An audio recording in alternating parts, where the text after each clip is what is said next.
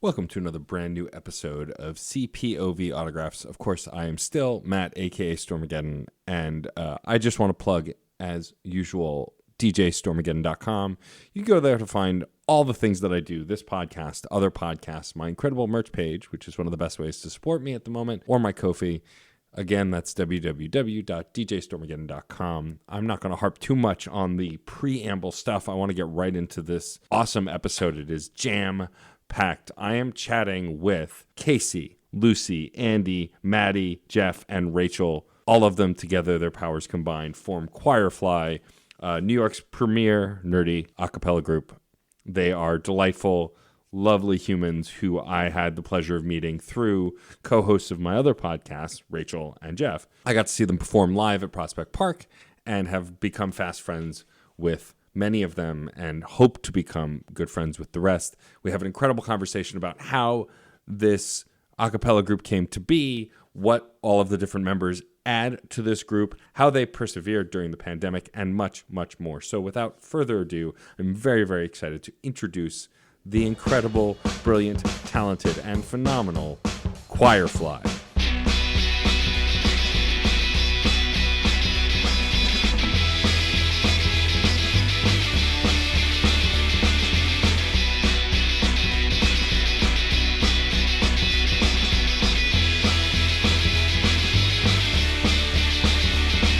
So I'm really excited to be chatting with the entirety of Choirfly on my humble little podcast. I appreciate y'all taking the time out of your precious rehearsal days. This was a brilliant idea to kind of just have you all dial in. So I think to start, why don't y'all introduce yourself, a little bit about what you bring to the table in Choirfly, or funny quirk, or like literally anything about you, just so the listeners can get a sense of who's who by voice. I'm Maddie, and I beatbox and also do sort of baritone going up towards tenor and down towards bass. Hi, I'm Rachel. I sing mezzo, alto, Frankenpart, and I'm the baby of the choir. I'm Andy. I sing bass. I arrange music. I am the musical director. I'm Casey. I am usually a soprano, also sometimes alto, and I do a lot of admin stuff. There's also a Lucy, who is currently slightly indisposed. And Lucy is the other half of our admin team. Yes. Awesome. And I'm Jeff, and I sing mostly tenor and handle a lot of the recording and production side of things. If some of those voices sound familiar to y'all, that's because I, of course, do a podcast with Rachel Corky Shank and as well Jeff Moonen, who are in this group. And although not my exposure to the group, because I actually know this band from like maybe one or two incarnations ago, just through the Way Station and my board game group friends, you know, those kind of nerd groups tend to work together. I would love for us to start by y'all giving a general, like, this is what Choirfly is. Like, it's nerdy a cappella, but like maybe give the elevator pitch of who Choirfly is. Well, Choirfly is New York City's premier nerdy a cappella group. We sing covers of songs from TV shows, movies, video games, other places. We do our own adaptations and mashups and parodies. And we have been functioning as a group for about 10 years. 10 years, yeah, 2011. The current incarnation of the group is sort of a You've result definitely of the... cycled through people over those 10 years. Yeah, we've had a lot of different people in the group. The current configuration is definitely born out of the pandemic and the quarantine, when the six of us got together over Zoom and started rehearsing after we lost the ability to rehearse in person together. We did that for over a year. Wow. I was the only one who was in it pre-2017, right? Mm-hmm. Yeah, that sounds about right. Yeah. I was in it the times you saw it before. Yes. Yes. I've been in it since early 2012, so I'm the elder. And Rachel joined us over quarantine, actually. Joined up when we were all still stuck on Zoom. Yeah, I joined during the Zoom rehearsal portion of this, so I went about 6 months not knowing how tall most of the members of this choir were.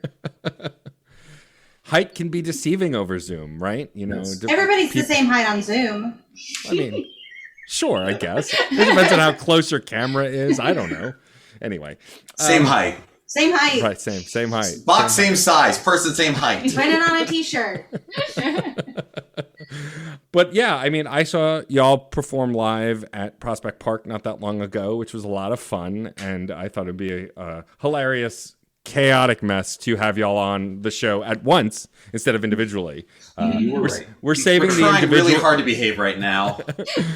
We were Rachel and I have split duty. Like, we've decided Screen Snark is going to feature all of y'all individually, and I was just going to get the messy y'all on this one. You know, just divide and conquer, so to speak. I would love to talk a little bit about y'all's musical background, because I know it varies from member to member. You know, I will let you designate who talks and how to not step on each other. But you know, I think it's what's fascinating about Choirfly, as long as I've been listening to y'all, is that all of the band members kind of come from these different places. And like, I got a little bit of that preview with Casey when they were on Screen Snark, but like, I think it's fascinating the worlds that you all come from. And then we all looked at the musical director. Yeah. Answer the question in what order? Well, that's what I... Tell us what order to go in, Andy. Okay. Well, I could talk about myself for a brief moment.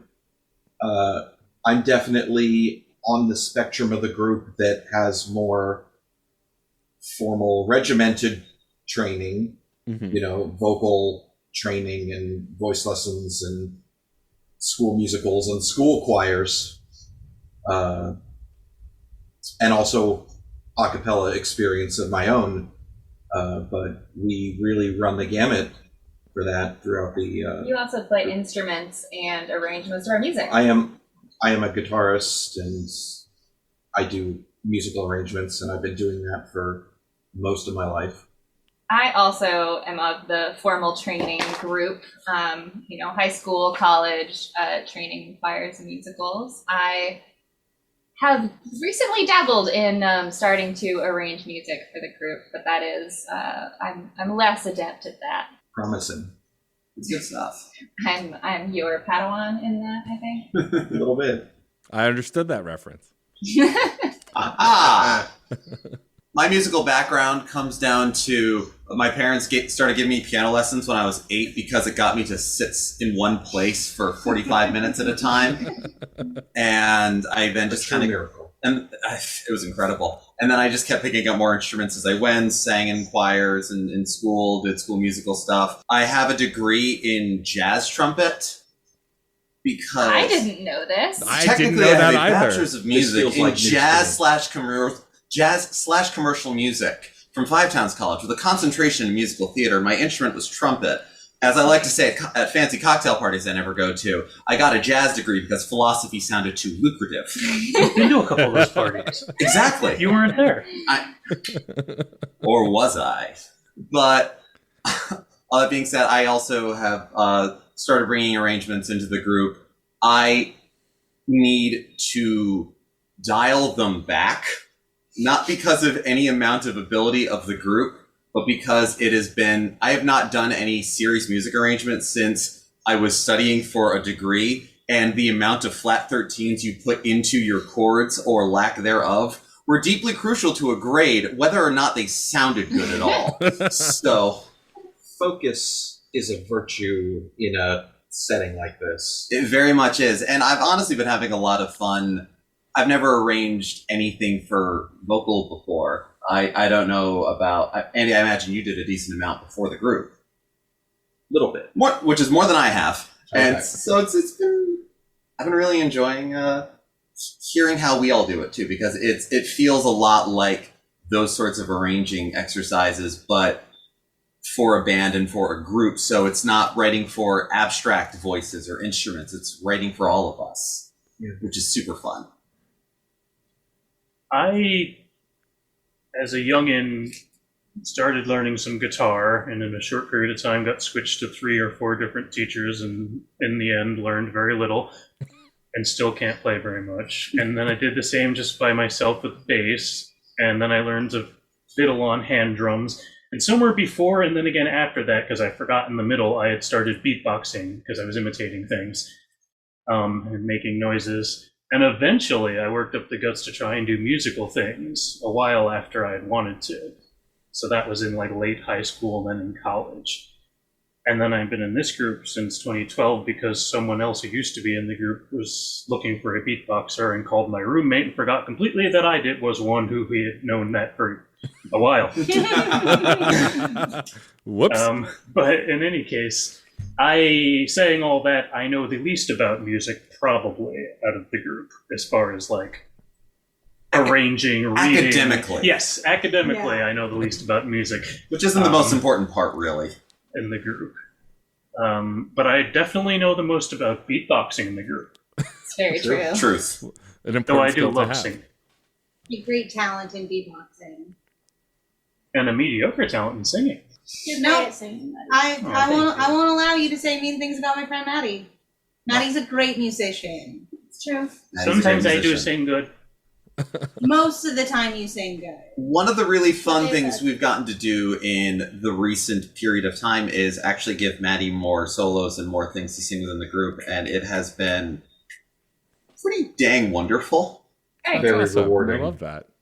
Yeah, a lot of our old arrangements were like, we just had a lot of songs that needed a beatboxer, and over quarantine, we rewrote all of our music and did all these new arrangements and made sure some, like, we have some with beatboxing and some where everyone gets to sing a part, and it's been fun divvying up voices, learning everyone's individual abilities in a small group like this.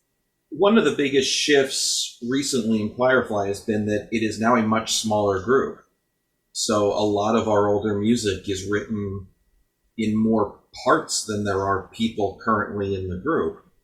So we have, we had old songs that were like for 8 parts. Yeah, We only have for 6 people reference, right at now. its very largest, the group I believe had 15 members for a very brief amount. Wow. Which is Whoa. still not the largest band I was part of, but that's another story. Big for an a cappella group. It is big for an a cappella group. And Yeah, that's like show choir material. right, and so the arrangements that we had were much more choir-ish, nerd choir, which were still good arrangements, but you break that down to the number of voices that we are, and it doesn't carry the same weight, it doesn't have the same abilities. One of the reasons why Rachel was such a necessity, besides their incredible personality and talent, was the fact that as we were trying to make our old arrangements work for current voices, realizing we couldn't just assign 1-to-1 and it was okay, because we had one song where our usual soprano was soloing and we still needed a soprano part. Yeah, that's as soon as they took me off, let's give you the solo. Oh, well, no. what have we done? And that problem was going to turn up sooner or later. So really it was kind of best that it happened during our controlled circumstances of Zoom. Hmm. That's a good way to put it. And I came in with the greatest talent of all, knowing Jeff. All right. I mean, that's a talent we all and share, having- really. Having Jeff vouch for me, that's my greatest skill. We didn't hold auditions. We were going to hold auditions before That's before right. the pandemic happened, and then we didn't because the pandemic happened. And March so then when 2020. Yeah, it's going to be the last Wednesday of March. Yeah, that didn't end Woof. up happening for obvious reasons. But yeah, when we were like, oh crap, we need a soprano. Jeff was like, well, I know this person, and we kind of met with Rachel once. Like we literally we're like, well, why don't you just come sit in on a rehearsal? And then by the end of the rehearsal, Rachel was preparing to come back to rehearsal next week. Yeah, they're like, so what parts do I need to learn? Can I get access to the music? Our real the factor that made us really we need to find somebody now is we accepted a convention that was scheduled for late August. We just wrapped it up. It was really great. But we're this little group with all this music and just kind of messing around, and then we're like, oh yeah, we'll do your convention. Oh no, we need to get somebody immediately because they're gonna have to learn this music in 7 months maybe. We need to be stage functional. And full disclosure, I had Rachel as the like spring the trap, I've got a guy. I was just waiting for the opportunity for like, we need to bring in someone. I got a guy. I'm the wheelman. But you did then have more talent than just knowing Jeff, because it wouldn't have worked Also, the out talent of otherwise. finding a group in desperate need. Like that. I mean, I'm joking around about this, but I do have a degree in performance art, and have done musicals and have learned vocal parts in like a couple weeks. So, my acumen for music and like picking it up was just like I don't want to be like it was the correct choice, but it was definitely a prudent choice. No arguments here. And Mhm. as listeners of this podcast will know, I used to be in a comedy duo, Afterbirth Monkey. We have graced your podcast prior, so if you want to know all about music and me, go to the backlogs. I'm plugging your show for you, man. I appreciate it. That's why you're my friend. And part of the vetting process for Rachel as I played the rest of Choirfly, I believe it was Meryl Streep is from the future. Good song. Yeah. It's a good song. That's a good song. Exasperated sigh from the me over here. What about you, Lucy? So my mom started teaching me to play guitar when I was like 5 or 6. And I didn't really stick with that very long. And then I got into piano lessons, and that was really boring. But it did teach me how to read music. Okay. And then I like got into the church choir, like the adult church choir, when I was still in middle school, and they were like, "Do we want to accept you? But also we don't like. Sure, we'll accept you, fine." So I sang in the church choir for for a while. Yeah. And we had a bunch of church musicals, and I tried to be a part. We didn't really have any like musical stuff at my high school. So, I mean, there was band, but I was very staunchly not going to have anything to do with band because reasons. You were like, this musical stuff isn't for me. No. I wanted musical stuff. I did not want band because band. There's factioning. Oh, there absolutely is. Well, the problem was that all of my friends were in band except me and this one other friend, and we were like, we hate band. No We're band. like against band. Band isn't cool. They never crossed it all in my high Band school. isn't cool, and that's why I loved it. I mean, but anyway, so I was in like church musicals. And then at school we had voice teaching, voice acting, whatever it is. We had that in like elementary school, which is not a super useful time to have voice coaching, but I did. So shrug. Cool. And then like, I don't know, I just spent all of my entire life singing in the car to and from anywhere I was driving. So, then they needed an alto, and I showed up, and here I am. We never let you leave. I tried. You can never leave. You try to We're in escape and they Lucy's- won't let you we're in go. Lucy's house right now. Yeah. Can I pause for a second for a technical note? Yeah. Why do I have the audio playing in my headphones? Because you're hearing Casey. Because this is going into Casey's thing, and so you're hearing it as though Casey is in a different place. Gotcha. Yeah. But you need it so you can hear Matt. Which is why I'm kind of like, I've Yeah, started that's what I've hopping been in. A lot of Yeah. us have been doing Gotcha, one ear okay. and moving it I'm back not- while we're talking. It's very complicated trying to record 6 people in one room without creating too much echo for See, you that- to have to deal with. That I know, and that is why I'm not the audio tech in the group. And Okay, I now- just want to clear that I up. will own this 100%. And now back on. No, What a good joke. We are so good at this. See, what's going to be great is when I don't edit that out and what? We're just giving you the material. You I appreciate are, it. Spin it into gold. Look, that's what I'm here for. Y'all are the talent. I'm just facilitating. But I think the You're first a time. very talented interviewer. So. Don't start. Oh my god, I Rachel. got so jammed. Just- The lag. No, you're very good at interviewing, my friend. You do this all the time, and you are Thank you. incredible. I will suffer no one being self-deprecating in this room except for me I'm the best at self-deprecation. Oh, Only come I on. can do it. All This right. is why we gang up on Rachel and tell Oh, them yeah. that they can't be self-deprecating. Right. And as well you should, because y'all are awesome.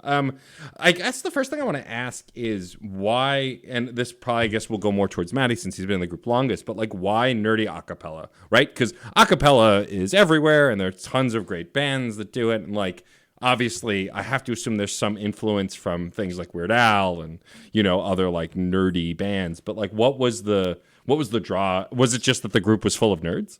Well, there was a sheet that had the 4 types of acapella that exist. Okay, got it. And that's bile, blood, saliva, and nerdy. And there, yeah. And nerdy. So the others were so popular, we wanted to be more original. So oh wait, no, it was because the person who originally started it, the previous director, as well as who they started it with, were very nerdy and into nerd culture and sort of dork culture words. And that also, you know, it crosses over with pop culture and everything else. Sure. Although, yes, Weird Al is also an influence amongst other just sort of generally nerdy artists. In fact, we have done Weird Al song or two in the past. From what I heard, that was actually one of the first arrangements doing Hardware Store. Yeah, Hardware Yeah. Store. Because we didn't want to do covers of parodies. That happened once early on, too. And then we were like, let's stop doing that. If we do That parodies, makes let's make our own.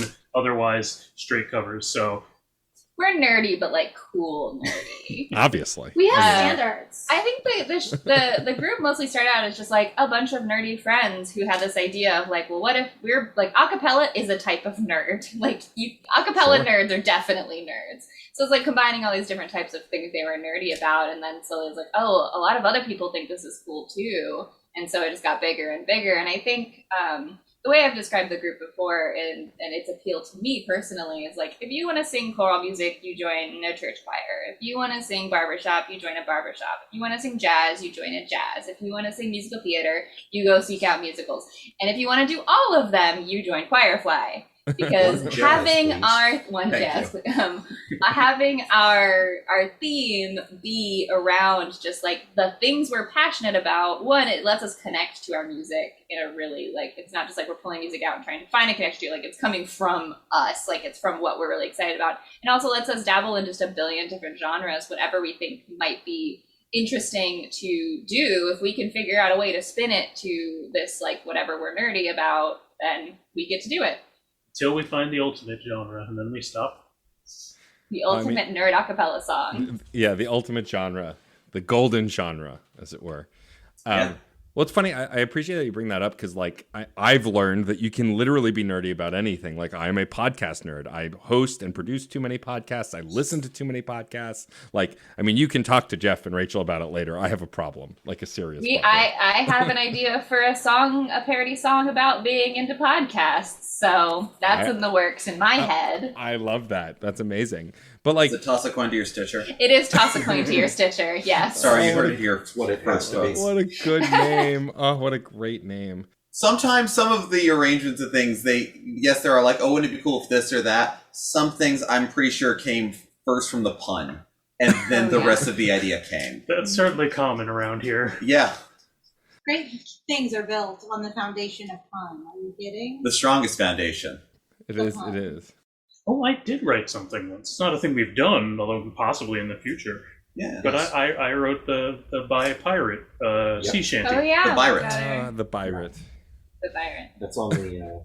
That's on also the, in the works. docket. I would love to ask a little bit about how, and I know Casey's talked about this briefly on Screen Snark, but for my listeners who may not be from there, although if you are, welcome. Like, talk a little bit about how a song becomes a Choirfly song, right? Because obviously, you have to reconstruct whatever the original arrangement is, because it's all voice face instruments instead of, actual physical outside your body instruments. Well, the answer to Well that. The squishy instrument. Your body. Your Squishiest instrument. your body is an instrument. I'm sorry. Anyway. I mean, I think the answer to that is as varied as the number of songs that we sing. I don't want to say we've done many straight covers. We really just do the one. Yeah, I think that like the evolution of idea to song is kind of like someone gets an idea And if they have arranging like abilities, like Andy will come with ideas and just arrange it and then show it to us. Like either it goes straight from idea to arrangement, or it gets filtered through idea, mentioned to the group, other people jump on the idea, and people start working together to make it. And then that goes from like an in progress arrangement to, and everybody takes a look at it and we sing through it and make sure it actually works for us and see what needs to be changed, into a final piece of music that we can then perform. But basically everything just goes from like, hey, I have this idea. We have a Discord that we're all in, that we're organize a bunch of that stuff, and we'll just throw ideas into channels and just be like, who thinks this is interesting? Is this going anywhere? Who might want to work on this with me? Like, we might have an idea and be like, I think we should do a parody of the song, but I have no idea what like the lyrics could really, like, here's a theme idea, and like Maddie's amazing at writing parody lyrics. We're just like, Maddie, can you take this and write a parody of it? I was gonna say, a couple years later, I come in and write some new parody lyrics. That's the part I play. And one of the things that we started doing not long before lockdown happened, we were already starting to do this within the group, and then it just became super useful over long distances, was we started using a cloud-based music transcription software called Flat that has its problems, but is very effective for what we want to do. We love you, Flat. We love you, Flat. Please don't die on us. I swear we complain about it just as much as we sing its praises, though. Which definitely do. Which That means sounds like we're there. technology We're there to me. with Flat. Flat.io is what saved us through the pandemic, because a lot of us weren't even in the same, some of us moved states for various reasons, and we couldn't be in the same area, we couldn't sing together, we couldn't in any way practice the way that we were used to, and we were able to just like post links and be like, hey, look at this arrangement with me and work on it. Like, it's basically Google Doc for sheet music. Yeah. And so rather than having to have the thing finished and go, okay, I'm going to pass out sheets to everybody and then we're going to go back to the drawing board, we can, if we have as much of the idea down as whomever is working on it has it, they can then share it with everybody, or one person in particular who they're collaborating with. And once it's at a point, we can download it as PDF so that we can all read it, and that's fine. But if we need to make adjustments later, we bring it to rehearsal and find, oh, that's working, that's not working. All of the pieces can evolve, and that also makes it easier to go forward with some ideas, because there's definitely been a few bits and things that we've tried to do that we've put on the back burner or outright abandoned. Very few things that we outright abandon, but some things where you just go, this isn't clicking for us, but it still exists on Flat. If at some point somebody wants to go in the Google Doc and do new lyrics or do another thing, we can come back to it. And so the one show that we had was the convention that we did in August. And right now we're doing stuff like this and kind of getting our name out there, and we're going to hopefully record some of the stuff that we did at the show and kind of work on that. But in the meantime, we are letting new pieces, when they excite us and when they reach a finishing point, we can bring them to rehearsal and we can try them out and we can play with them. And some things, start as one thing and become another. One thing I'm working on right now is I'm arranging Still Alive from Portal, which was an old thing that used to be in the repertoire, but was a very straight ahead cover. But I feel that for what we do and who we are. It's just way too easy for us, right? It's just too simple. Yeah, we It's gotta throw some boring. Why not make it harder, obviously? Well, I was goofing around in Flat and just wrote down as a title, so because the way I do things, I have like several projects all in a folder, and just so I can keep them straight, I just start giving them dumb names. And I had renamed... Pokemonster? What's up? Pokemonster? Pokemonster, Pokemian Rhapsody, some of those. And I also had called Still Alive the girl from Aperture, Oh, which I'm now turning Please it tell into me a you're bossa trying to nova turn it song, and into- You Can't Stop Me. I was It's just saying, are very you trying to different. turn it into the girl from To be fair, they Ipanema? are straightforward Not cover. specifically, just inspired by the work of Tom Jobim. the vibe. The vibe. Sprinkle some Girl from Ipanema on top. One You of know, the we just get a jazz on it. one of the great things about Flat too is you don't need to be able to read music or have a piano on hand. You could just like send it to someone and somebody's going to say play and just listen to the whole thing all the way through, or isolate one voice part and just hit play, or just like start at a certain point. You can And click you a could spot. just like yeah, like Jeff could be like, I have written this ridiculous monster of a song, or like, hey, I've mashed up these two things. Like, I'm just gonna send it to you, and I'm just gonna press play, and I'm gonna listen to it and be like, wow, that's great, or ooh, that's probably not going to work. And I don't have to actually none of us have to actually know anything about what he's written down in order to listen to it and assess it. One thing that I will say is very characteristic of our current arranging and music style is that we tend to not just do straight covers. Mhm. Like, I think we have one straight cover total at the moment. Like, even when we're doing like a fairly straight cover, like we will take like aspects of all sorts of different things. Like one thing that sticks out to me is in our mashup of The Two of Us and Stronger Than You from Steven Universe, Andy was listening to all sorts of different versions of The Two of Us and actually brought in parts from Will Smith's version of The Two of Us in addition to the normal version of The Two of Us, and like brought all of those pieces into the background parts. So it's not even just like two songs mashed together, it's like two universes mashed together, if that makes sense. You know, in the whole history of this group, there's actually only been a handful of straight covers that it's ever done. The straightest thing we do. I was gonna say, where are all the gay covers? When are you We have gonna a start? lot. Plenty Well, of those. Two of Us, Stronger Than You is a Okay, gay not cover. covers, but That's We true. haven't directly called it a straight cover. It's a gay gay cover. as hell. Nerdy acapellas for the gays. I don't know. I feel like you. We're here to adopt your gayest baby. So I think one of the values of the group for a long time has been to try to make our songs as proprietary as possible. And Leia It Go is a great example of that. Love Because that Casey had these Star Wars themes. I lyrics. wrote a parody of Let It Go from the perspective of Leia in A New Hope, and it just sat in lyric form for years before we picked it up and made it a song. Yeah, they which Andy finally arranged. begged me, to let the group do it.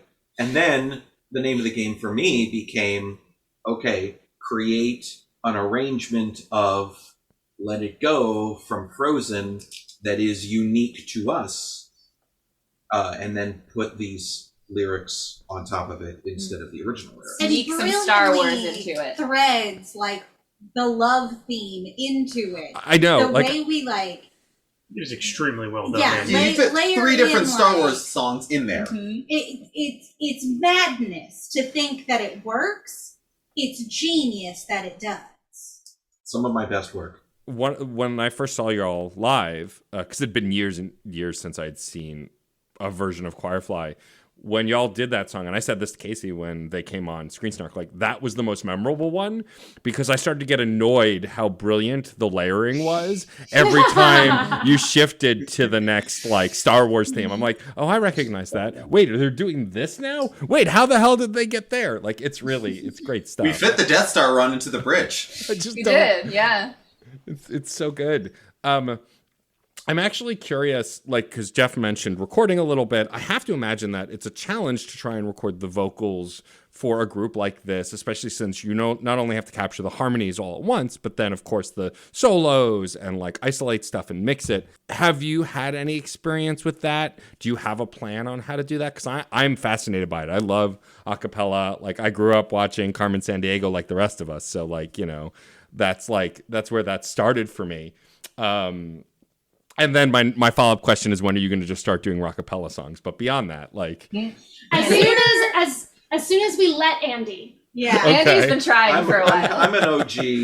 I'm a rockapella fan going way back. So. Yeah, same. I got dumped after a rockapella concert. Oh, So, no, that's so sad. and it did nothing to dampen my love of those freaking acapella boys. I was like, I got dumped. It wasn't Rockapella's fault. Rockapella didn't dump me. Rockapella was there to pick up the pieces. Exactly. Acapella would have stayed with me to the end of the line, In And they truth, have. the main focus of our recording plan is Jeff.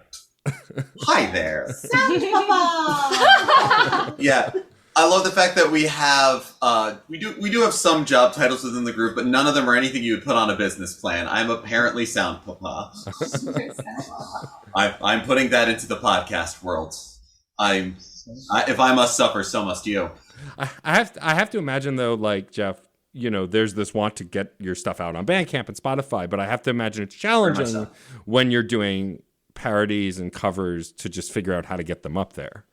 Yeah, I mean, I haven't looked into the back end of getting those things up on Spotify or Bandcamp or anything like that, but from what I know is on Spotify and Bandcamp, I'm not worried about those parts. Again, Fair because enough. these are our arrangements. Right. So if nothing else, there's that. You talk about our kind of audio settings. We've been working on when we met up again over like this past year when we were allowed to actually meet in person again. It was in a completely new location that we never rehearsed in before, and we've had to figure out what is the best way to set up an audio, anything, to record anything, because we record our rehearsals so that if anyone's not there, they can listen to it, or we can go back and cut songs out and listen to ourselves for reference.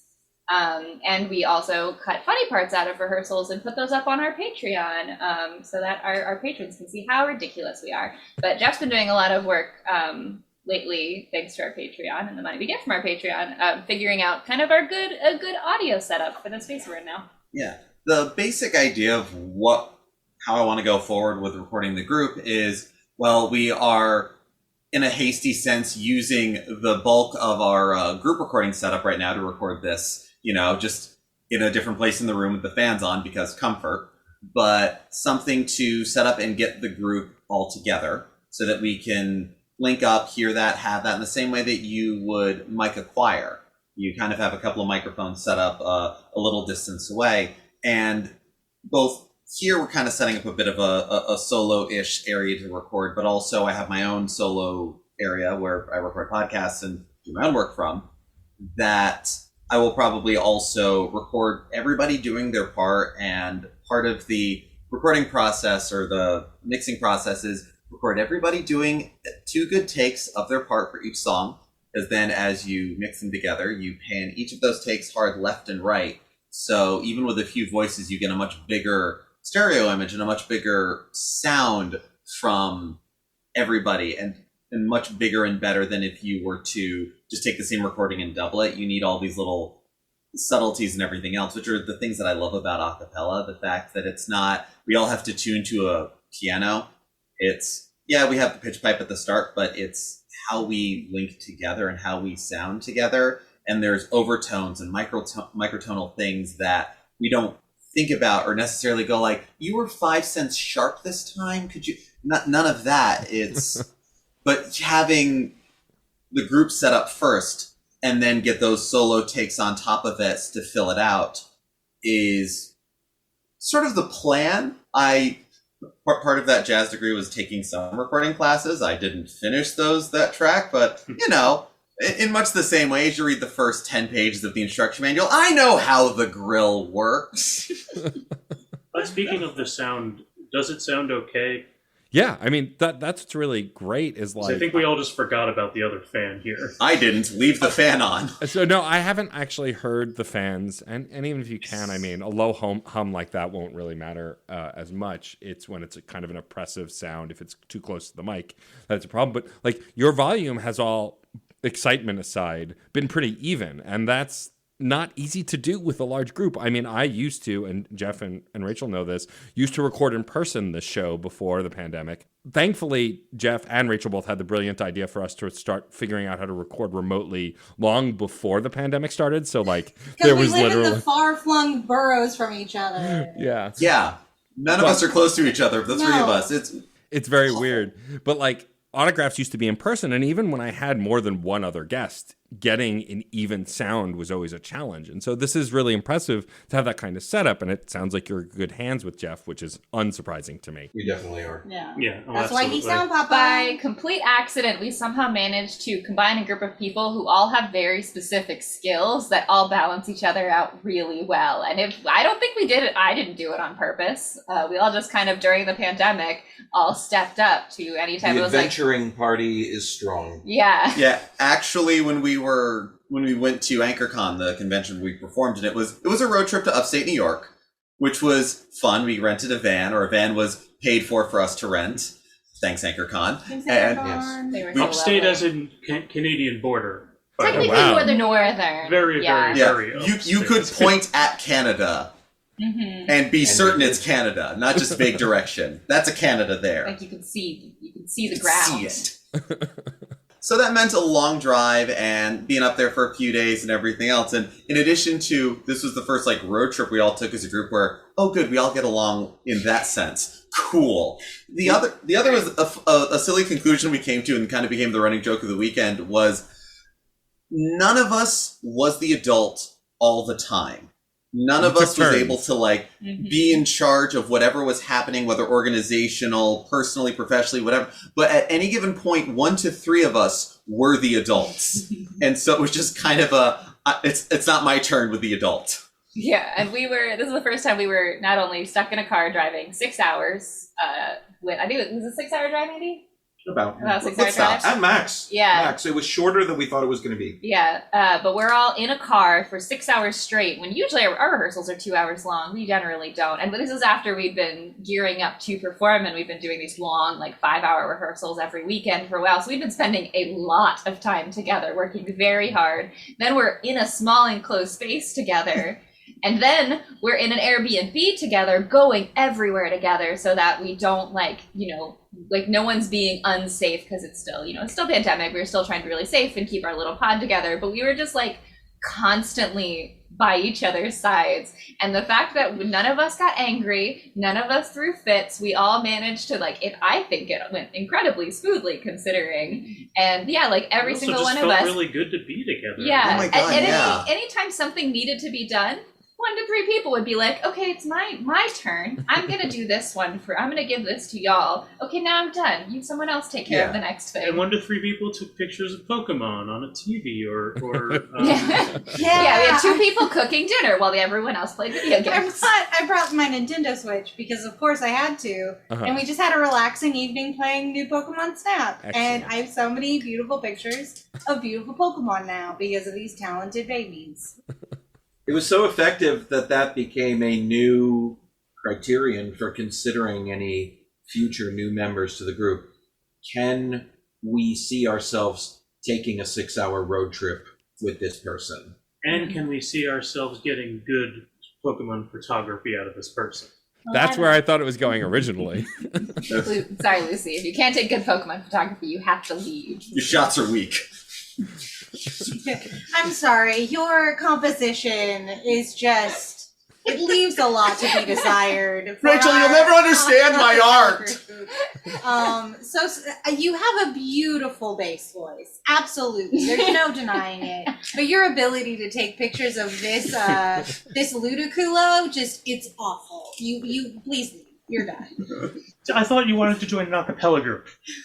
Come on. Don't you know? Look, if I've learned anything from new Pokemon Snap, it's that Pokemon professor doesn't know his ass from his elbow when it comes to a good photo. There's so many photos that I've taken. The thing I hate, I'm going to go on a tiny tirade and then we'll get back to the music stuff. Please. Perfect. But like, so glad. I've taken so many photos of like 2 Pokemon together perfectly centered, and like he'll pick one of them and also score it low. And I'm like, but they're right there in frame. What are you talking about? But then I'll take some asinine photo with a Pokemon in the like top right-hand corner, and he's like, perfect, Diamond Star. And I'm like, you go to hell. You go to hell and you die. You go straight to hell. You have no definitely had idea what moments. art is, Professor Mirror. I want to talk a little bit about y'all's influences. I do have a sense of Jeff and Rachel's, and I can tell through the whole group there's a strong sense of comedy and like liking high energy stuff. But like, where do you feel your musical tastes pull from, and how much of that is funneled into this band? Maybe you want to take that one? I could talk about that all day, honestly. I mean, I pull a lot from old Kanye? groups. What? Kanye, inexplicably, there's a Kanye reference in everything. I have done 1 or 2 arrangements that had a reference to Kanye West's material in it, and now I'm the Kanye guy. And it's not a good time to be the Kanye guy. No. I don't know where they all just were kept happening. in 2008 when Graduation came out. I didn't like him back then, but not for the same reason.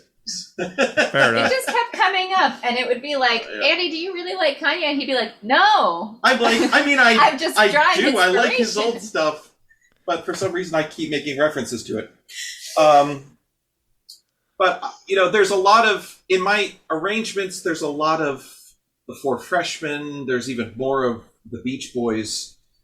There's as much of that as there is,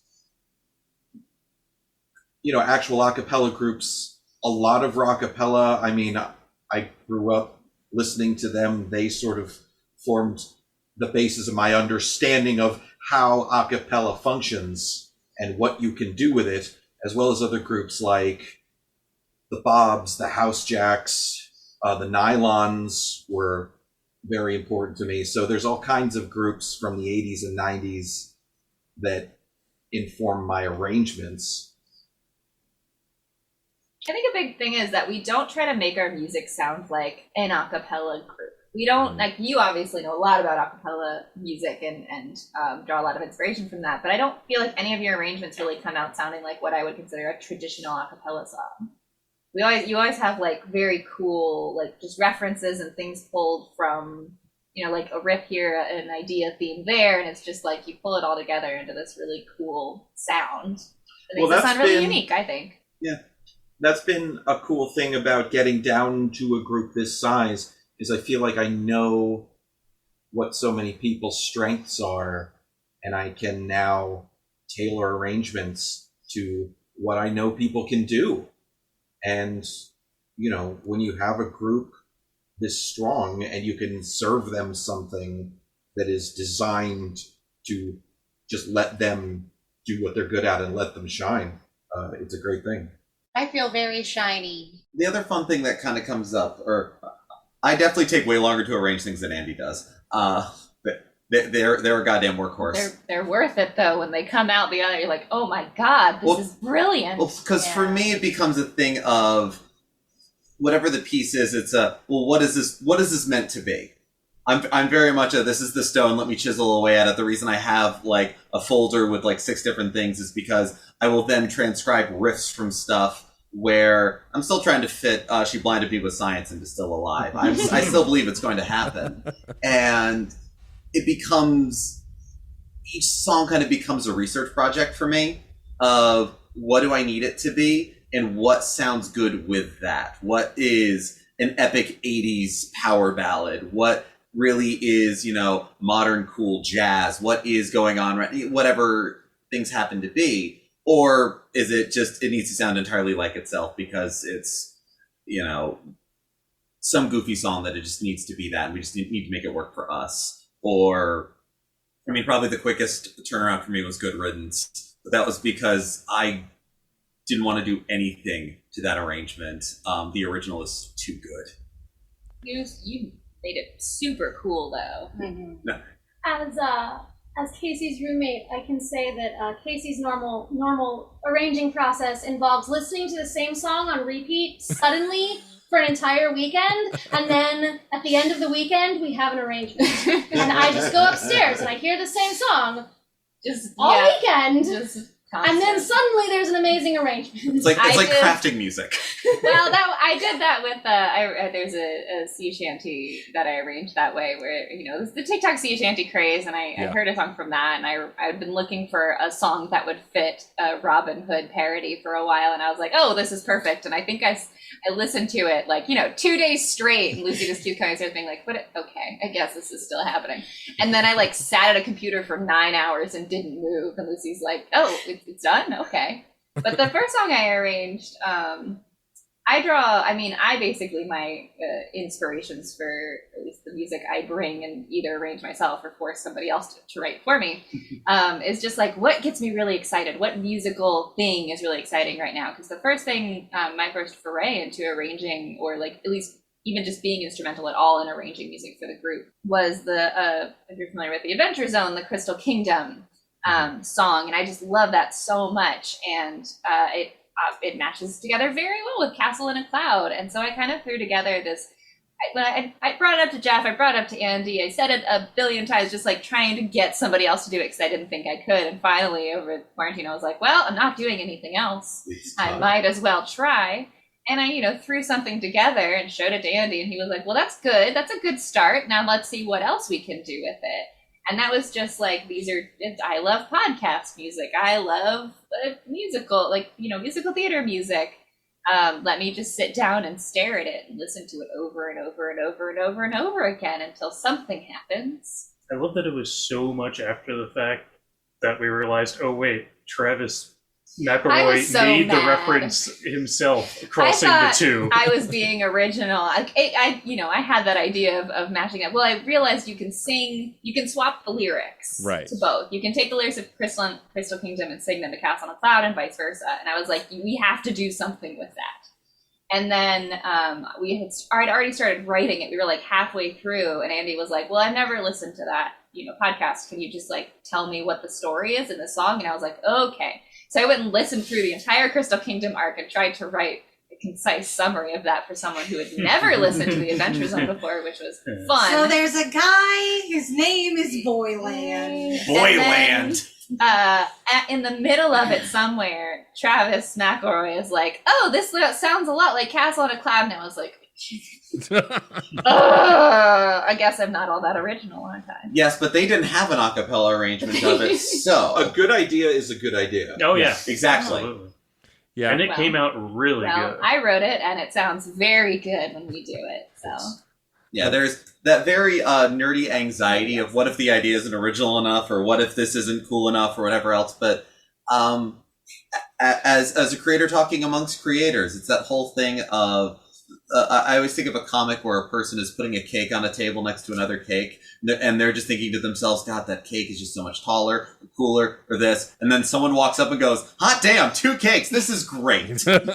And us doing it the way that we do it, in whatever little big and small ways, that's what makes it fun, that's what makes it cool, that's what makes it us. And it's been very fun finding that and discovering that amongst this group, certainly over the last year and a half. We're thrilled to be a second cake. Hell yeah. Choirfly, your musical second cake. When I think back on all of the arranging that I've never done, I like to go into my childhood in the late 1700s. But then I remember there was no recordings from then, and my memory is not very good anyway, so... You've written quite a few of our parody lyrics, though, when we've needed parody lyrics and things. And you wrote an entire original song that we still need to get finished arranging. Yeah, but Maddie's poised to be the lyricist. You joke about not contributing music, but like, what is an arrangement without the lyrics? Also, none of us have written the vocal percussion parts. Yeah, that's true. You do a lot of arranging. The puns come up a lot in those lyrics that I write, by the way. I don't have much to contribute to the music, but I just heard all the cats. Make sure that we actually stay on track. We'd be lost. Lucy gives us deadlines without and schedules, and Lucy. I don't know. I'm pretty sure the group would just slowly fall apart without Lucy telling us what to do by when. And I'm here for the jokes. You're movement director. Oh, I am. I do movement. I'm turning this whole shebang into a show choir. Don't even worry about it. And you turn every one of your solos. You turn every one of your solos into something magnificent. It's an event. It's true. It's funny. Lucy, I just have to say, I don't know everyone in that room, though I've gotten to know y'all a little bit. But like, I do know Jeff and Rachel, and I know what hurting just one co-host is like regularly. So I can only imagine what hurting more of them is like. So, I just... Imagine the two of us in the same room. Yeah. Imagine. So I'm giving you a lot of love and respect through the audio medium because I can relate quite a bit. I appreciate that. I've only eaten like a couple pennies. It's fine. You are responsible for several no's. I'm responsible for many no's. We also need you because we have to make sure the group stays at least 50% ginger. That's So- true. It's true. Are we currently Andy and the Gingers? Would you call your hair pink or red, Rachel? Currently. Yes. Okay. Yes, we moonlight as a Our glam rock outfit. called Andy and the Gingers. That's our that's when we put out an album of Yeah. just straight covers. It's gonna be Andy and Andy the and the Gingers Gingers. because Andy I and mean, the 50, Otherwise, it will be 50% brand is natural ginger, and then the other two of us frequently dye our hair orange. So it's sort of a Red. pyramid. You have the base of natural gingers, with the honorary gingers, and at the top. I'm like It's I'm like empty. Schrodinger's ginger over here. I may or may not be a ginger at the time. Who knows? It's a mystery. Schrodinger's Ginger is also an album title, I feel like, in the future. Schrodinger's cat. Schrodinger's Cat. Schrodinger's cat. There you go. Welcome to our process. Love to help. This is exactly how we If make you wanted music. to know, this is it. If I can get a tiny thank you in the sleeve, that's all I require. Like whenever you make a physical album, got that's it. all I need. If anyone can herd Schrodinger's cat, it's this one. Lucy is the herder of Schrodinger's. I want to go back though about y'all talking about the different places you pull your nerdery from, because like it's funny, growing up I've always been a music nerd and I still am, and like for me nerdy acapella is For the Longest Time by Billy Joel, because it's just I love Billy Joel, I'm a diehard fan, The cringiest music video And it's- of all Oh, time. that's It's a fun such- music and video. it's perfect. it's perfect.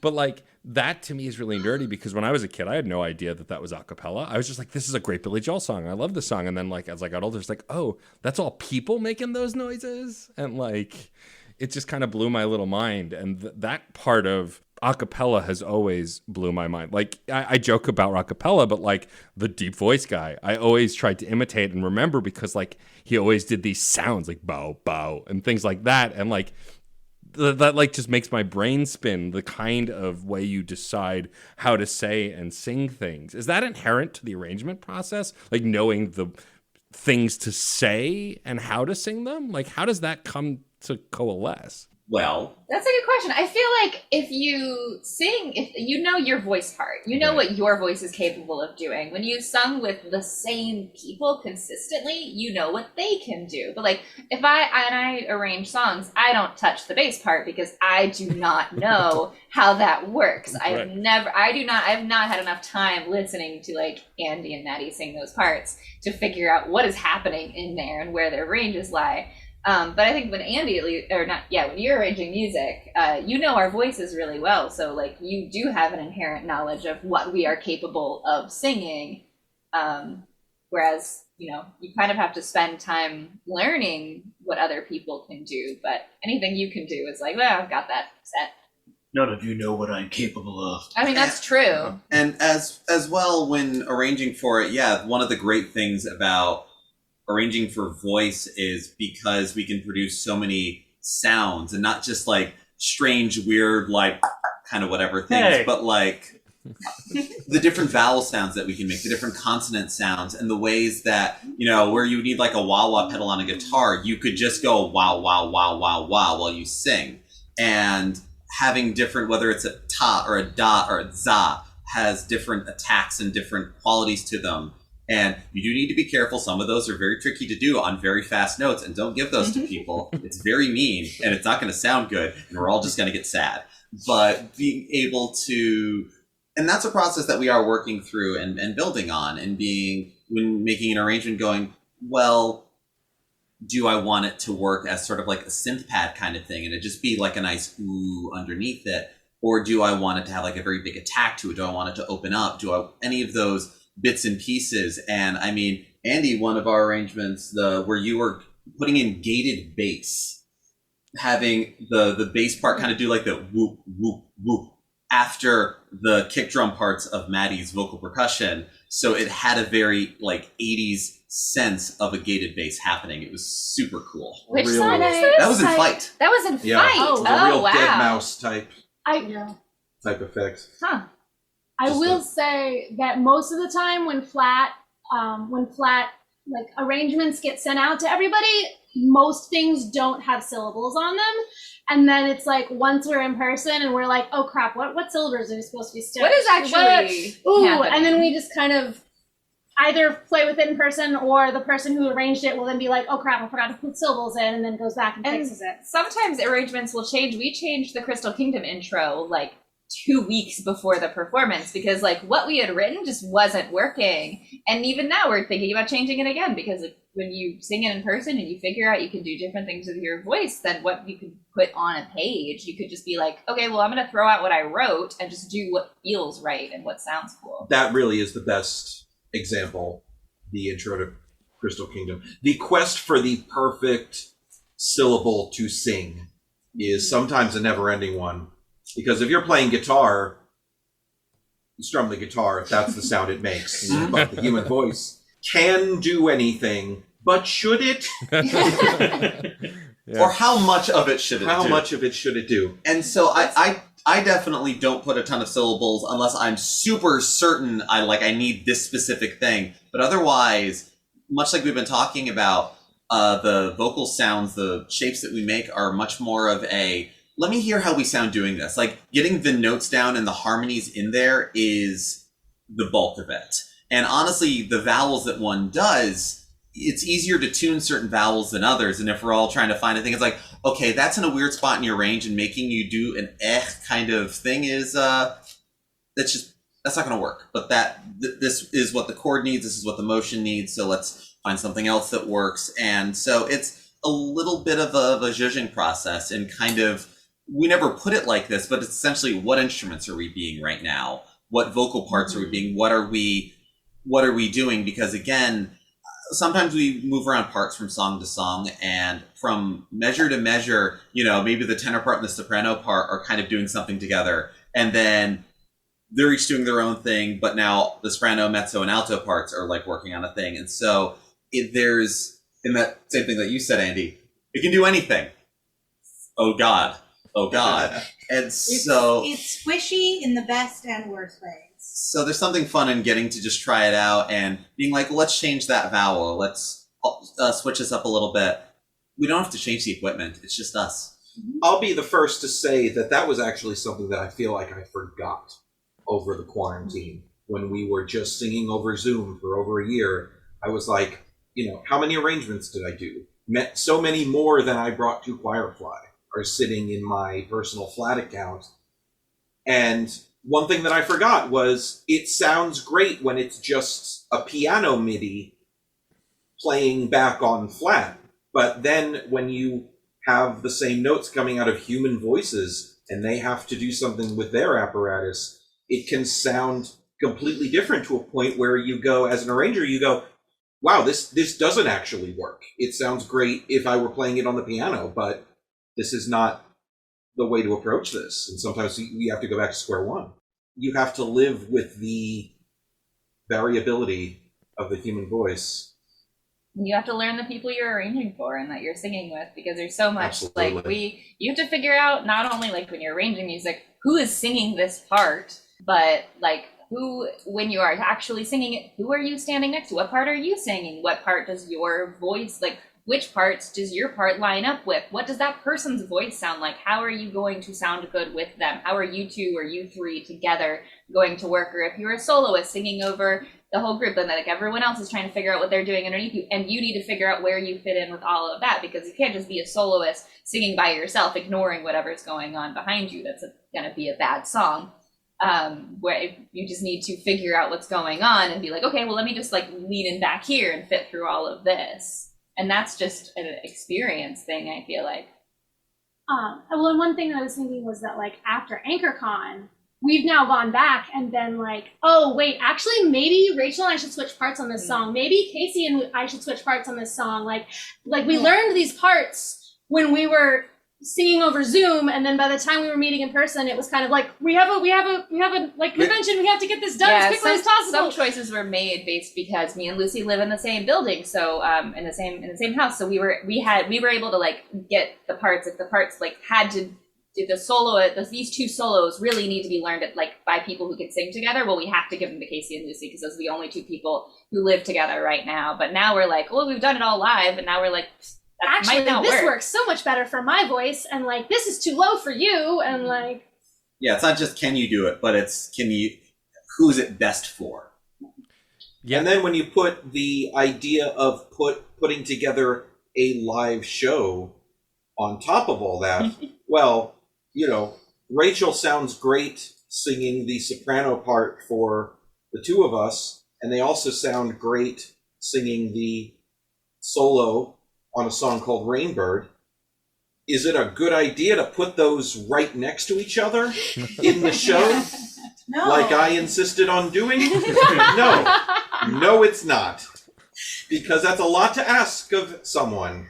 Lessons were learned. Yeah, lessons were learned. So. Yeah, I gave you very strict instructions not to put my solos back to back because that was not going to work. You know, sometimes you have to look at a song and be like, no, that's not gonna.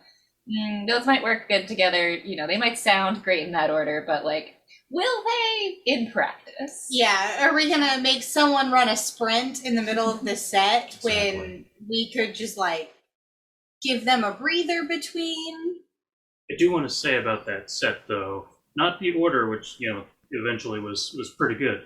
Just in general, I love the variance of things. Like, at least particularly for me, I'm doing a tenor part and then doing a solo and doing a bass part and We're all doing very a flexible baritone, singers. and then of course Yes. a beat on the other half of the songs. Yeah, this Just- group has exercised my range in a way that I haven't like truly been exercised like since doing swing parts in musicals, where it was like you're going to learn this line, but you're also going to learn the other line. But then like I never sang the other line that I was understudying for, but here I am, like I'm singing my understudy parts because all of a sudden I'm taking like the highest highs that my range can take and like pulling in the lowest, warmest that I can too. Like I'm really challenged by this group in the best way possible. And sometimes we do arrangements that are meant to challenge some of us on an individual level because we want to do that. And usually that's a person arranging challenging themselves. But, every now and then. I asked for the chance to try some more either solo things or try going into my upper register. Yeah. Because in the previous Carnation Fears of the group, there was a lot less sort of movement around. It was a lot more just sort of I know these persons are doing these parts, and that's what they were comfortable with as it was being run before. Yeah. But there's just been so much openness to trying things, which is thank you again, Andy. It's super amazing. Also, you guys are all wonderful, and I love you all. Aw. Maddie.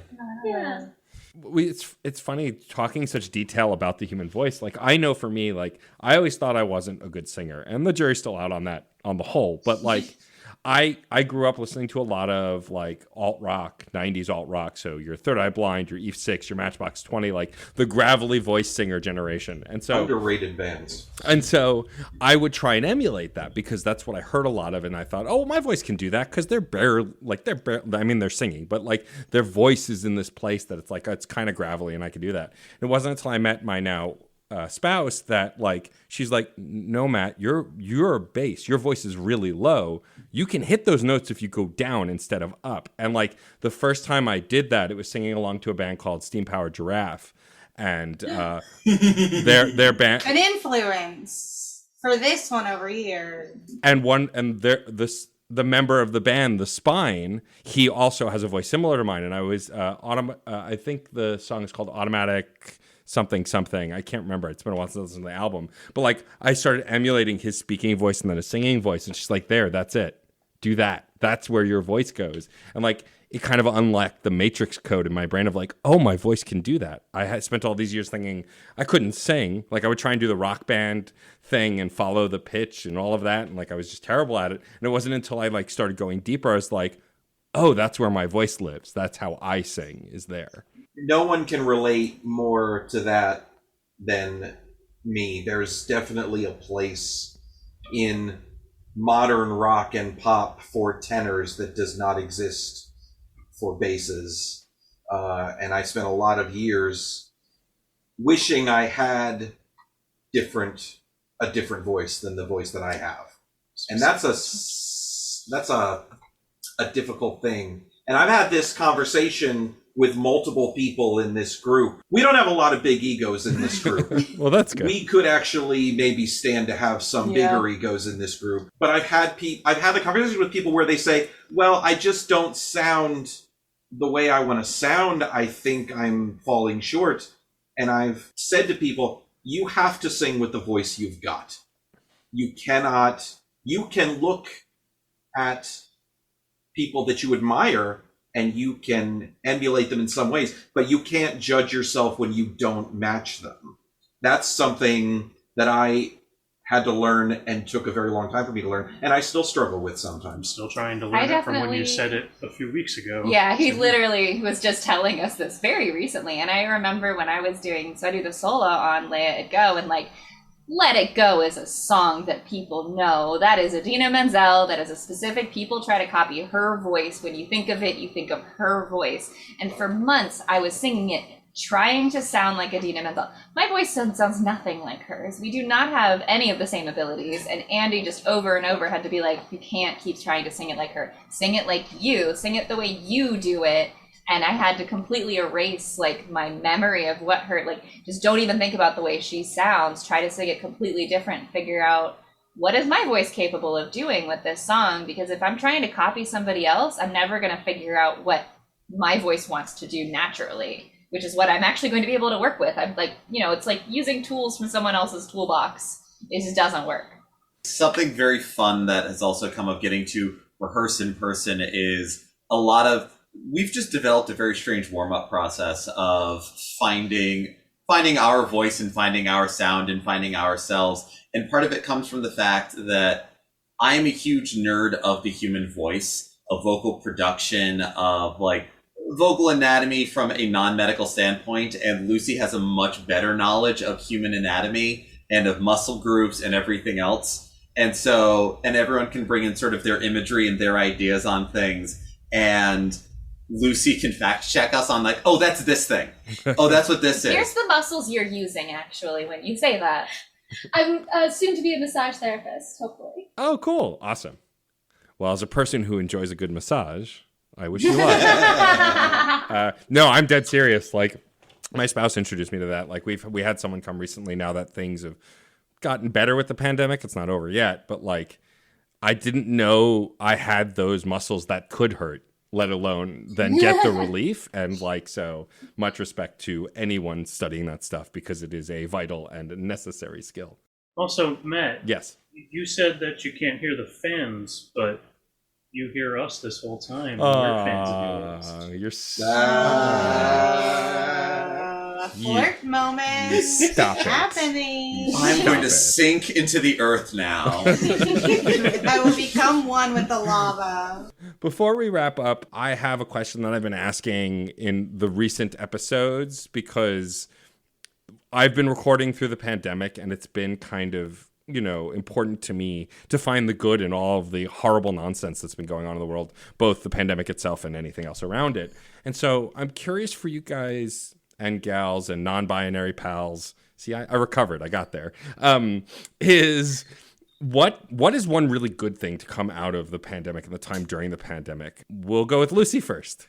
So I think for all of us, so we started the pandemic and didn't really know what we were doing, but we kind of all made the decision we're going to meet every Wednesday on Zoom, even though we don't really know how we're going to do any of this or what we're going to be doing, but we're going to do this. And then we met every Wednesday, and then also started meeting on the weekends, to have individual coaching sessions with Andy, and then figured out a way to actually rehearse with each other, and having to meet with people and having people to hold you accountable for that was and I guess this is really this is me plugging how Choirfly helped me get through the pandemic. Really helped, I don't know, but it helped us find our space as a group too, if that makes sense. Yeah. Because I mean the way that we would rehearse is we would all get on Zoom, we would each sing every song 6 times, but one person would be muted, or one person wouldn't be muted each time. So I would sing unmuted and everyone would listen to me. Then Andy would sing and I would hear my part with Andy's. Then Jeff would sing and I would hear my part with Jeff. Then Casey would sing and I would hear my part with Casey. So we would really get to know how each of our parts intersected with each of the other parts in ways that helped us know the music so much better. And I think we're a lot stronger as a group because of it. There's also a necessity because of lag. Yeah. Well, yes. It was the challenges we encountered over the quarantine really helped us one, commit to staying a group when it was so easy to just be like, throw your hands up in the air, this is too hard. Especially that first month. Like, I would, if it were up to me, I would have just spent the entire first month of the quarantine just staring at the ceiling in my bedroom. Yeah. But these people said, no, Andy, it's 7:30 on Wednesday. Get on Zoom, show us your human face, Yep. and be a real person for half an hour. And also, yeah, we had members of the group at the start of the pandemic that are no longer part of the group. They were kind of planning on moving on for various reasons as well. So yeah, the beginning of the pandemic, we were already going through a transition of people like starting new jobs, going and moving. We were just doing like a director transfer from like our old director moved out of state, and Andy had only recently taken over. So it's kind of like, a little bit of flux, and the quarantine happened. And yeah. And so we spent a good deal of time. Yeah, we were meeting every week, which was a great steady thing to have when there wasn't anything to anchor you. And it also meant, as Andy mentioned before, yeah, we do suffer from, oddly enough, a lack of large ego within the group. And when the group was larger and the way that things ran, and we only had the 2 hours a week to do things, it was we got to run these things, do this stuff. I think some of us had issues bringing up our thoughts on the group. And then suddenly we had several months before we could figure out how to rehearse, where we had to go, well, what is this group?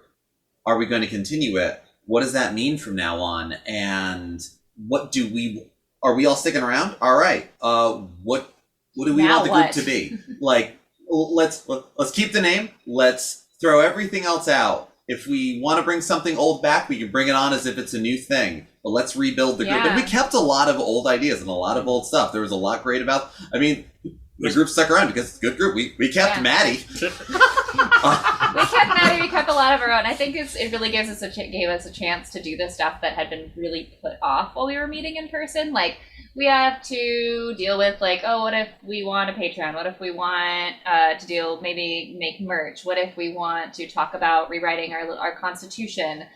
We really need to like go in and look at all of our sheet music and see what's accurate and what's not. And like, we need to rewrite some of that stuff. So it's like, well, we can't sing. Like, this is not happening right now. Like, we just can't. So let's all talk about the Constitution and like start throwing ideas of what kind of we want the group to be defined by and what rules we want to hold ourselves to. And then like, okay, let's throw out all of our music because it's all in paper form or just living in our memories, and we just really can't work with that. So let's get a software. Let's figure out how to write it all down and try to figure out how to sing it, and really dig into it. And like Lucy was saying, really learn the music once it was written and really focus on what does the music look like and feel like, and how do we personally, we all got to have a chance to have our own moments of like saying, I want this out of this group.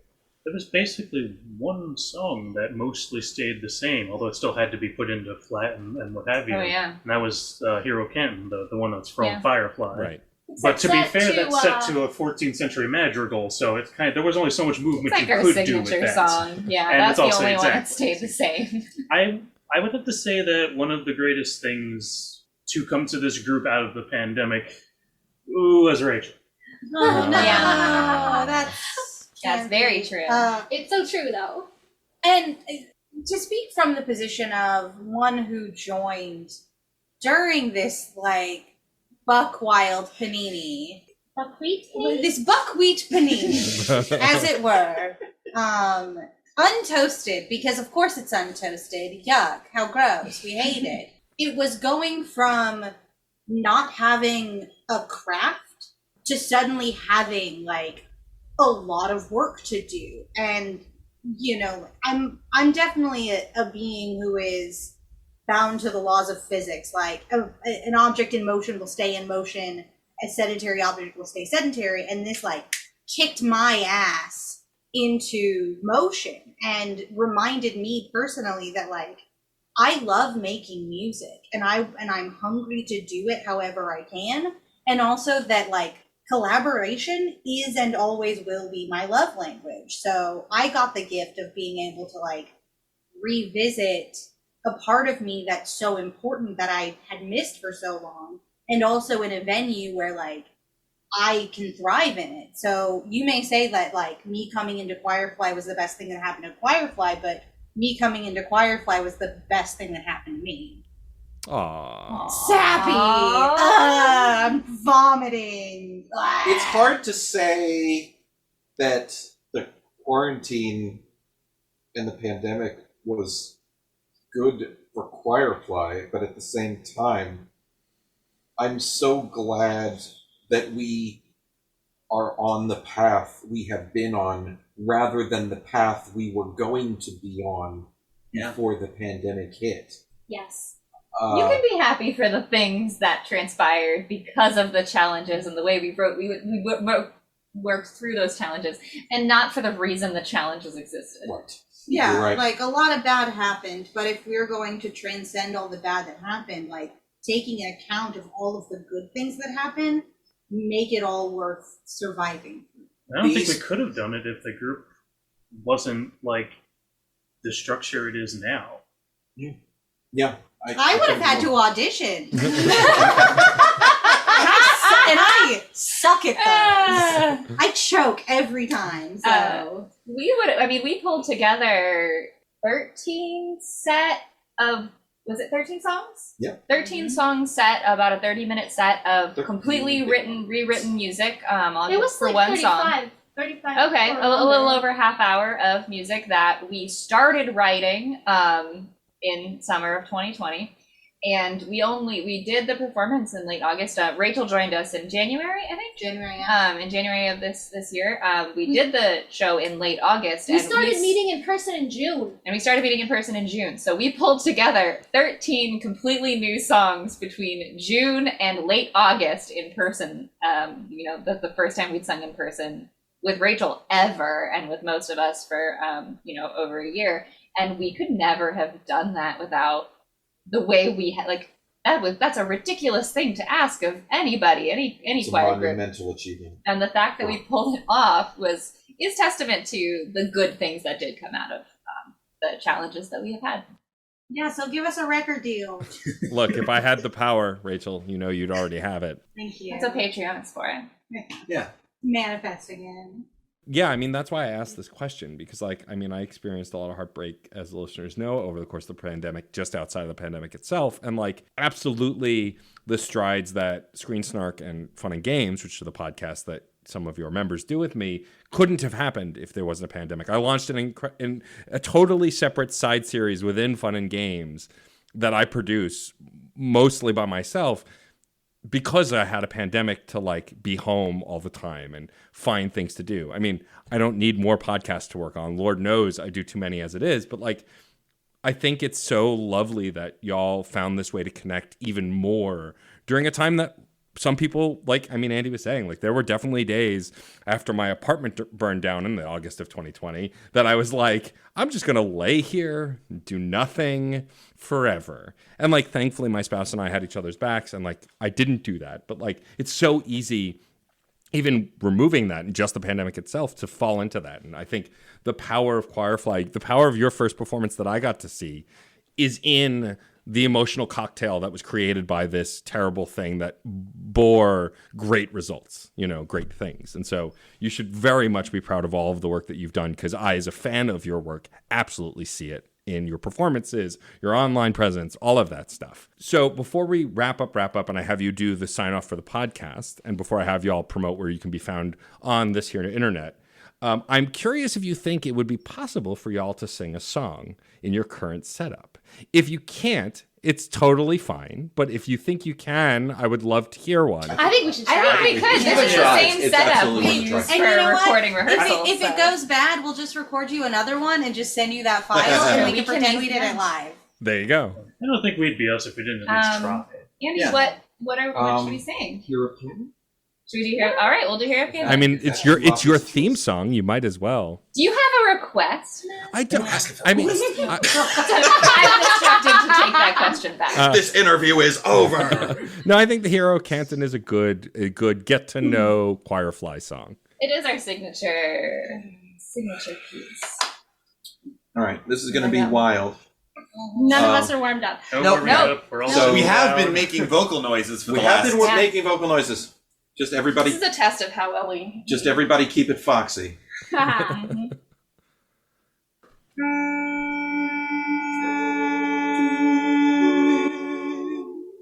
Here we go. Jane, the man they call Jane, 2, 3. robbed from the rich and he gave to the poor, stood up to the man and gave him what for. Love for him now ain't hard to explain. Hero of Kent and the man they call Jane. Jane, he saw there a man that traced his trace every dog day, and he only by sense can't do that to my be. The stone that star every passing bar, he had to steal. Robbed from the rich and he gave to the poor, stood up to the man and gave him what for. Love for him now ain't hard to explain. Hero of Kent and the man they call Jane. Now here's what separates the heroes from the common folk, the common folk like you and I.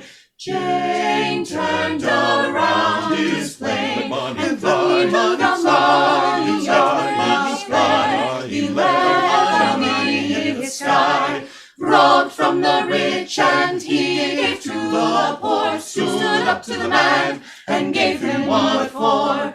Love for him now ain't hard to explain. Hero of Kent and the man they call Jane.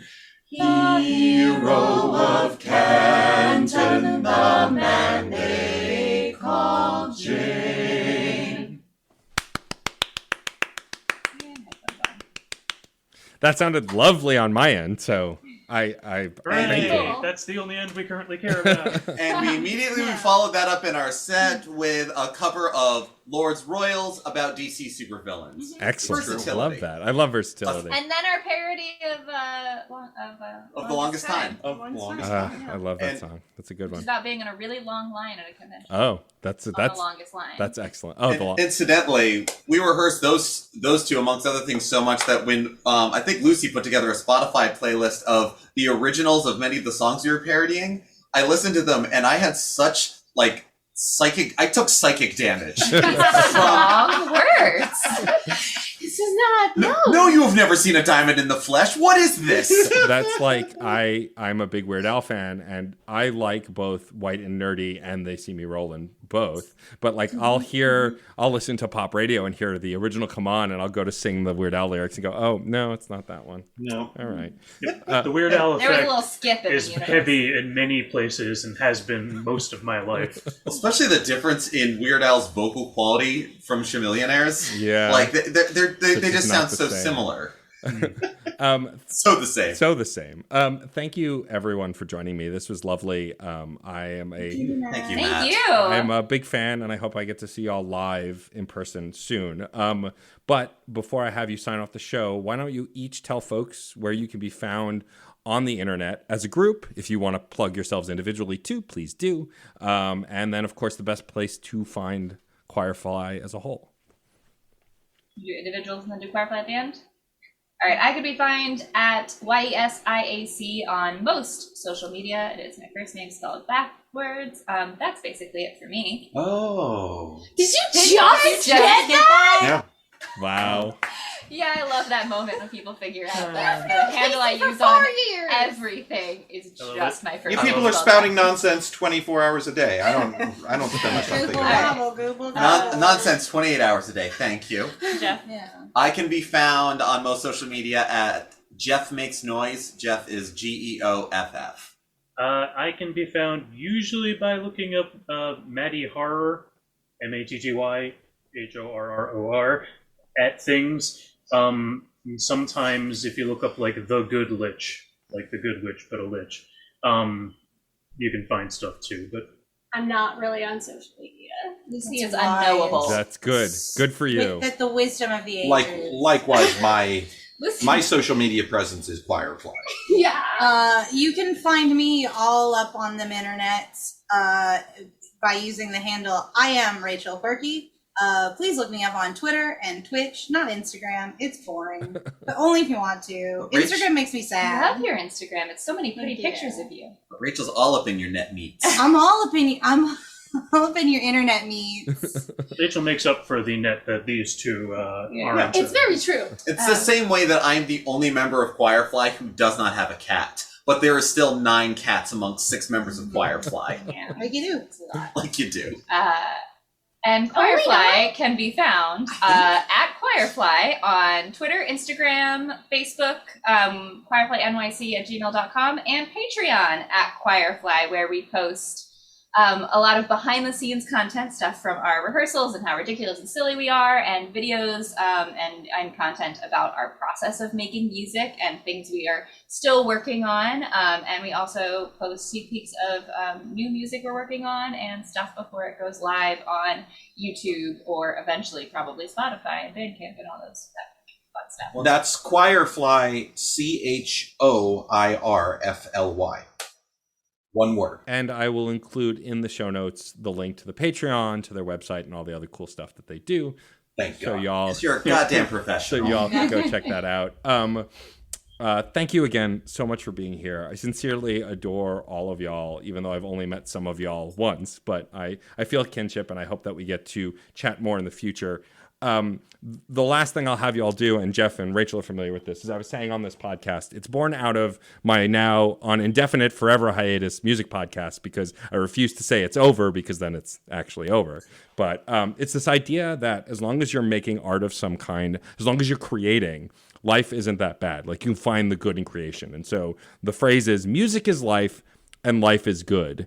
I don't know if y'all want to try and say it together or try and take parts, but like... Do we want to be excited or creepy monotone? I think creepy cult Creepy is what cult. it's going to have to be. Yeah, creepy cult. Creepy Yeah. cult? Yeah. Should we start it with We Are Choirfly? Yeah, so you can Yeah. say we are Choirfly, and music is life and life is good. We are Choirfly. Music is life and life is good. That's it for this episode of CPOV Autographs. Our theme music is by Michael Kill. Our logo was designed by Case Aiken and Joey Amons. If you liked the show, please rate and review wherever you get your podcasts. It's a great way to help us reach more listeners. Questions, comments, or guest recommendations? Email mr.nat.storm@gmail.com or hit us up on Twitter at CPOV Autographs. Thank you so much for listening. Video games are a unique medium. They can tell stories, Immerse us in strange, fantastic worlds. blur the very boundaries of our reality. But at the end of the day, video games are fun, whatever fun is to you. I'm Jeff Moonen, And I am Matt, aka Stormageddon. and on Fun and Games, we talk about the history, trends, and community of video games. It's a celebration of all the games we play and all the fun we find within them. And there's so many more games out there, so we hope you'll share in that conversation with us. Fun and Games podcast with Matt and Jeff. Find us on certainpov.com or wherever you get your podcasts. And happy gaming. Hey there, Screen Beans. Have you heard about Screen Snark? Rachel, this is an ad break. They aren't screen beans until they listen to the show. Fine. Potential Screen Beans. You like movies and TV shows, right? I mean, who doesn't? Screen Snark is a casual conversation about the movies and television shows that are shaping us as we live our everyday lives. That's right, Matt. We have a chat with at least one incredible guest every episode, hailing from all walks. We've interviewed chefs, Writers, costumers, musicians, yoga teachers, comedians, burlesque dancers, folks in the film and TV industry. and more. We'd be delighted for you to join us every other Monday on the Certain POV Podcast Network. Or wherever you get your podcasts, fresh and tasty off the presses. What? That's not. Can I call them Screen Beans now? Fine. Screen Beans! So tune in and we'll see you at the movies or on a couch somewhere. Because you're all Screen Beans now.